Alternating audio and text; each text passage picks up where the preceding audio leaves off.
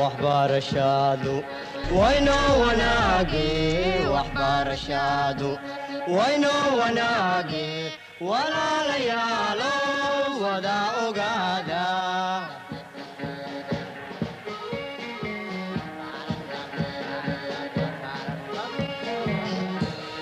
وهي تعلينتا ودادا توسن وهي تعلينتا ودادا توسن. Durant cette séance, je vais m'adresser aux élèves de 7e année.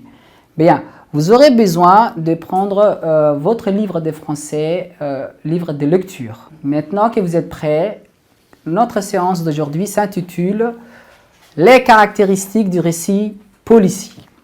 Durant toute cette séance, on va vraiment étudier les caractéristiques du récit policier. On commence par une définition. On appelle récit policier un texte narratif. Ça peut être un roman ou une nouvelle, dans lequel on retrouve une énigme, meurtre, vol, cambriolage. Donc cette énigme doit être résolue à la fin. Dans le cadre de cette énigme, une enquête est ouverte est menée par un détective ou un inspecteur qui doit l'élucider. Très bien. Là, dans cette définition simpliste, on appelle le récit policier un texte narratif, un roman ou une nouvelle, dans lequel une énigme, meurtre, vol, cambriolage, assassinat, doit être résolu. Dans le cadre de cette énigme, une enquête est ouverte et est menée par un détective ou un inspecteur qui doit l'élucider. Après cette définition, on va voir dans quelle finalité, dans quel but. D'abord, un récit policier a du succès s'il réussit à maintenir le lecteur en haleine. Pour cela, l'auteur utilise ce qu'on appelle le suspense. On parle de suspense quand un péril grave menace un héros ou une population. À titre d'exemple, un tueur en série se livre à de nombreux crimes et il faut absolument trouver le coupable avant que d'autres crimes ne soient commis. Alors, dans quel but? Dans le but, tout d'abord, premier objectif du récit policier, c'est de tenir le lecteur en suspense, donner l'intérêt au lecteur de lire et toujours avoir une attente de lire tout le manuel, de finir tous les livres. Et pour cela, on doit créer le suspense chez le lecteur. Et le suspense, c'est quoi? On parle de suspense quand un péril grave menace un héros ou une population. Alors le lecteur va se demander comment le héros ou cette population va surmonter ces problèmes. À chaque fois, il aura cette réponse. Et cette réponse, il l'aura seulement lorsqu'il va finir. Là, on nous a pris l'exemple du tueur en série qui se livre à de nombreux crimes. Alors, on se demande qui c'est, comment. Alors, il y a un inspecteur qui va élucider cette énigme. Très bien. La fonction des personnages. Alors, dans le récit policier, il y a des personnages qui vont occuper le premier plan, comme le héros, et il y a aussi des personnages qui vont occuper le second plan, les personnages secondaires. Alors, dans le récit policier, chaque personnage occupe une fonction bien précise. Le rôle principal. Alors, qui joue le rôle principal? Qui tient le rôle principal? Il est tenu par le détective ou l'inspecteur chargé de mener l'enquête. Ce personnage est souvent très peu décrit. C'est un personnage mystérieux. Il est lui-même assez mystérieux. Exemple de détective célèbre. Donc, nous avons Hercule Poirot dans le roman d'Agatha Christie. Alors, qui n'a pas entendu le roman d'Agatha Christie, qui sont des romans policiers célèbres. Nous avons aussi entendu, bien sûr, Sherlock Holmes dans le roman de Conan Doyle et Nestor Burma dans le roman de Léo Malet.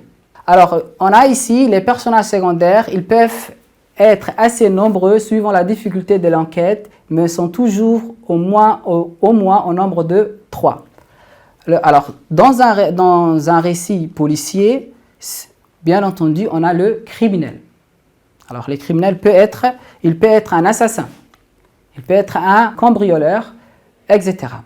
Certains criminels sont devenus célèbres, comme Arsène Lupin dans le roman de Maurice Leblanc et Chéri Bibi dans le roman de Gaston Leroux. Là, je vous ai fait passer le revue des criminels célèbres, qui sont devenus célèbres par leurs astuces, ceux qui ont été vraiment très intelligents pour camoufler leurs actes criminels. Bien, on a aussi les personnages, le témoin aussi. Dans les personnages secondaires, on a le témoin, on a aussi le suspect. Alors, l'inspecteur qui mène l'enquête va soupçonner certaines personnes. Donc, on a aussi le rôle de suspect. On a aussi les témoins qui vont livrer des témoignages afin d'aider les personnels qui sont en charge de cette enquête. Aussi, on retrouve dans les personnages secondaires la victime, la personne qui va subir les préjudices, la victime. Très bien. Maintenant, on va passer au rythme du récit policier. Alors, le rythme. On a une prédominance des dialogues dans le récit policier. Dans le récit policier, les dialogues sont d'une grande importance, car l'inspecteur va interviewer, va soupçonner des criminels, et dans ces cas-là, on a une prédominance des dialogues. Donc, dans le récit policier, les dialogues sont d'une grande importance, notamment dans les interrogatoires des témoins. Et le rythme est assez rapide pour ne pas ennuyer le lecteur de ce récit. On dit, afin que le lecteur ne s'ennuie pas, le rythme utilisé est souvent rapide, les paragraphes sont plutôt courts, les constructions des phrases et les vocabulaires sont simples. On a un vocabulaire simple, accessible à tous, et le récit est rapide, dans le seul but de ne pas ennuyer le lecteur, parce que le lecteur, on a bien dit qu'il est tenu en haleine, qu'il est tenu en suspense, et pour cela, on va opter ça. Et on va voir qu'il y a la progression par hypothèse. Le récit progresse avec les hypothèses qu'émet l'inspecteur ou bien la personne qui est en charge de résoudre l'énigme. Dans un récit policier, donc, le détective ou l'inspecteur avance progressivement dans son enquête. Il avance en émettant des hypothèses qui vont par la suite s'avérer vraies ou bien fausses. Très bien. Maintenant, on va passer... Alors, qu'est-ce qu'on va retenir de ce cours? Voilà, tout d'abord, premier point essentiel à retenir, mes élèves, soyez attentifs. Très bien. Là, on va retenir quoi? Le récit policier appartient au genre narratif parce qu'il raconte une histoire. Le récit policier, c'est comme toutes les autres histoires, on va nous raconter une histoire. Mais cette histoire, elle a des particularités, quelque chose qui lui est propre. C'est quoi ça? Cette histoire a ses particularités. Un crime est commis. Une enquête est aussitôt ouverte, bien entendu. Cette enquête sera confiée à un inspecteur ou un détective qui doit la mener jusqu'à la résolution de l'énigme. Voilà. Afin de ne pas lasser, de ne pas ennuyer, bien entendu, qui? Nous, les lecteurs. Le lecteur, le rythme est donc, on a dit, est souvent rapide et le recours au suspense le maintient en haleine tout au long du récit, car c'est à la fin qu'il découvre le lecteur qui a commis le crime. Alors, maintenant, on vient presque à la fin de la séance. C'est au moment de s'exercer et donc vous allez prendre le livre, votre livre de français de 7e.